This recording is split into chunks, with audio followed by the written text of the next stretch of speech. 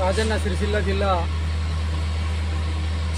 గ్రామ పంచాయతీ కార్మికుల సమస్యలపై 2 నెలల జీతం గురించి పెండింగ్ వేతనాలు వెంటనే అమలు చేయాలి. 2011 పిఆర్సీ 2011 ప్రకారంగా కార్మికులను నియమించాలి. ఎంతో పనిభారం పడుతూ ఉన్నది.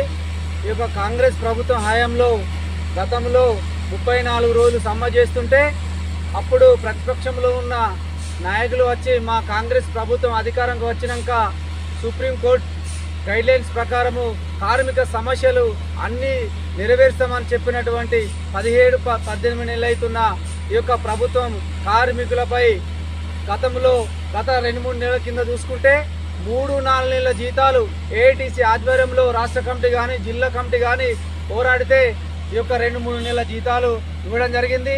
అదేవిధంగా ఇప్పుడు మళ్ళా 2 నెలల జీతాలు పెండింగ్లో ఉండడం జరిగింది. అయ్యా మరి మా ఈ 2 నెలల జీతాలు రాకుంటే గ్రామ పంచాయతీ కార్మికుడు ఏమి తిని ఈ యొక్క పనికి రావాలి, ఏం తిని రావాలి, పిల్లలు ఎలా చదువుకోవాలి? ప్రభుత్వం వచ్చిన తర్వాత ఏదైనా ఎప్పుడైనా పెండింగే. అయ్యా మీరు పర్మనెంట్ చేసి పక్క పెట్టండి. ఇవాళ కార్మికుల పొట్టలు కొడుతున్నటువంటి ఏదైతే కేంద్ర ప్రభుత్వం ఉన్నదో 44 చట్టాల మీద మా యొక్క ఈ రాజన్న సిరిసిల్ల జిల్లా సభలో పెద్ద ఎత్తున ఆందోళన చేపట్టడం జరుగుతూ ఉన్నది. అదే 11వ పిఆర్సీ కమిషన్ ప్రకారంగా మాకు ఈఎఫ్ఐ కానీ ఇవాళ వర్షాకాలం దృష్టిలో పెట్టి మురికిలో పనిచేస్తే మాకు హెల్త్ కార్డు ఇవన్నీ ప్రభుత్వం అప్పుడు అన్ని హామీలు ఈ రాష్ట్రంలో కాంగ్రెస్ అధికారంలోకి వచ్చిన తర్వాత 100 రోజుల్లో అన్ని సమస్యలు తీరితే కాదు, సమస్యలు తీరడం కాదు, సమస్యలు పెరిగినాయి.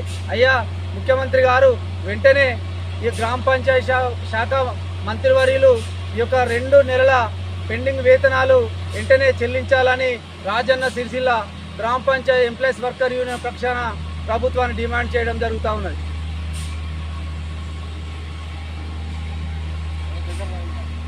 రాజన్న సిరిసిల్ల జిల్లా ఈరోజు చీర్లవంచ ఆరండర్ కాలనీలో గ్రామ పంచాయతీ జీపీ కార్మికుల ఒక సమస్యల మీద మాట్లాడడం జరుగుతూ ఉంది. ప్రధానంగా చూస్తే గత బీఆర్ఎస్ ప్రభుత్వం ఉన్నప్పుడు ధర్నాలలో కాంగ్రెస్ ప్రభుత్వం అప్పుడు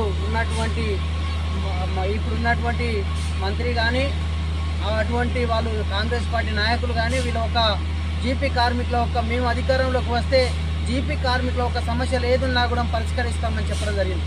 కానీ ఇప్పుడు 11 నెలలు 12 నెలలు గడుస్తూ ఉన్నది. జీపీ కార్మికులు ఇలా 2 నెలల జీతం ఆగిపోయింది. ప్రధానంగా చూస్తే ఇలా మురికిలో పనిచేస్తున్నటువంటి కార్మికులకు 2 నెలల వేతనం ఆగిపోవడం అంటే ఇలా వాళ్ళు ఏమి తీరి పని చేయాలనేది మేము కాంగ్రెస్ ప్రభుత్వాన్ని అడుగుతూ ఉన్నాం. అదేవిధంగా ఇలా ఈఎస్ఐ పిఎఫ్ సౌకర్యం ఇలా హెల్త్ కార్డులు ప్రధానంగా చూస్తే ఆ ఒక దూలై ఇలా ఆ ఒక మురుగుకు పనిచేస్తున్నటువంటి కార్మికులకు ప్రధానంగా హెల్త్ కార్డులు ఇవ్వాలి ఆరోగ్యరీత్యా. ఎందుకంటే వాళ్ళు ఆ ఒక్క గబ్బుకు కూడా ఆరోగ్యాలు పాడైతా ఉన్నాయి. వెంటనే హెల్త్ కార్డులు ఇవ్వాలి కార్మికులకు. ఇలా చూస్తే గ్రామ పంచాయతీలలో ఎన్నో ట్రాక్టర్లు ఉన్నాయి. ఇలా ప్రధానంగా చూస్తే మొన్న గతంలో ఈ గసికంటి పోసే ఆ నూకలమరిలో చచ్చిపోయినట్టుంటే ఆ ట్రాక్టర్ మీదకి వెళ్ళి పడి చనిపోయిన కార్మికునికి ఆ ట్రాక్టర్కి ఉంటే ఇన్సూరెన్స్ ఉంటే డబ్బులు వచ్చేది. కానీ ఆ ఇన్సూరెన్స్ లేక ఇలా గ్రామ పంచాయతీ ఇస్తామన్న 5 లక్షల రూపాయలు ఇవ్వక అటువంటి కుటుంబాలు ఎన్నో ఇబ్బందులు పడతా ఉన్నాయి. వెంటనే తక్షణమే ఇలా ఆ ఒక జీపీలో ఉన్నటువంటి ట్రాక్టర్లకు ఇన్సూరెన్స్ చేపియాలి. కార్మికులకు ప్రమాద బీమా సౌకర్యం కూడా ఏదైనా విధులలో ప్రమాదం జరిగి చనిపోతే 25 లక్షల కార్మికునికి ఎక్స్ప్రెషన్ ఇవ్వాలి, ప్రమాద బీమా సౌకర్యం కల్పించాలి. ఇలా చూస్తే ప్రభుత్వాలు హామీలతో చెప్పడం బాగానే ఉన్నది, కార్మికుల పక్షాన నిర్లక్ష్యం చేయడం ఎందుకని మేము అడుగుతా ఉన్నాం ఈ ప్రభుత్వాలకు. వెంటనే కార్మికుల పక్షాన న్యాయబద్ధమైన ఆలోచన చేసి ఇలా చూస్తే గ్రామాలలో కూడా ఊరు పెరుగుతూ ఉంది.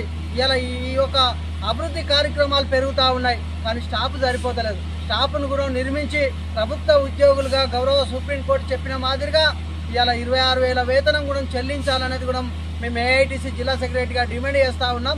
ఈ లేని విడలో జీతాలు వెంటనే చెల్లించని విడలో ఈ రాబోయే రోజులలో పెద్ద ఎత్తున ఆందోళన కార్యక్రమం చేస్తామని ఏఐటీసీగా డిమాండ్ చేస్తూ ఉన్నాం.